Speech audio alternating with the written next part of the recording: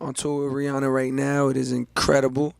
Performing, I've been to open on several occasions, so I know how this goes. It's performing in front of a new fan base that doesn't know who you are. Maybe a few people came to see you, but they don't know who you are. So your goal is that by the end of your performance, you want to have won over the people that are watching you. So I feel like I'm doing a good job so far in the cities that I've been in. Like by my last couple songs, it's like they start off like, whoa, yeah, whoever this guy is, yeah.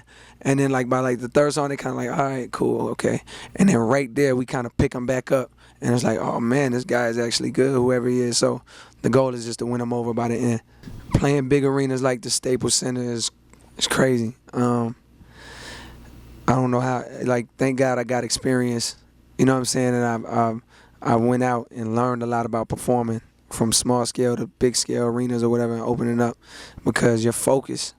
Like when I do a little, 1,000 people, 2,000 people venue, I can see everybody and, I can lock in. Arena is dark. You can't really see much, so I just try to find whoever I can find, whether they know my stuff or don't know my stuff. I try to lock in on them, but it's way, way different from doing the hip hop clubs and venues that we used to. Man, if I took you through the whole sample clearance journey on that song, man, it'd be a wild. I say that for the book, but it was crazy because on that song, Kanye gave a lot of people credit, publishing credit on that, which was very generous of him. Just knowing like how the business works now and knowing who he gave credit, and it was generous of him.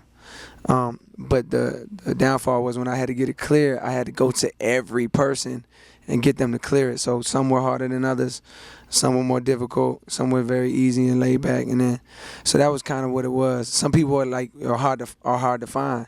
Some of these people like never had publishing in their life, so it kind of off the radar. So that was the holdup. But everything happens for a reason. So we are where we are right now. Workout.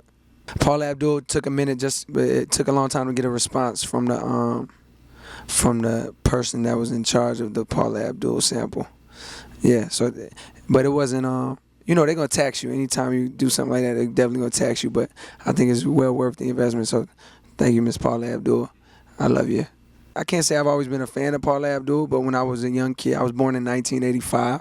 That's a song that I remember coming up. I remember being in love with Paula Abdul when I seen her on the TV, and on that Opposites Attract video with the little tiger, little lion, little cougar, whatever leopard, whatever he was. I just remember, I got good memories of Paula Abdul, but it wasn't about that. It was just when I was in the studio, that song came to my head and I sang it immediately because the song that I had just made was kind of about that.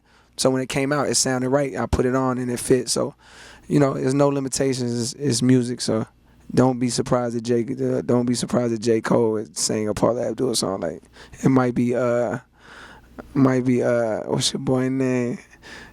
Barry Manilow next. Not really, but anything's possible.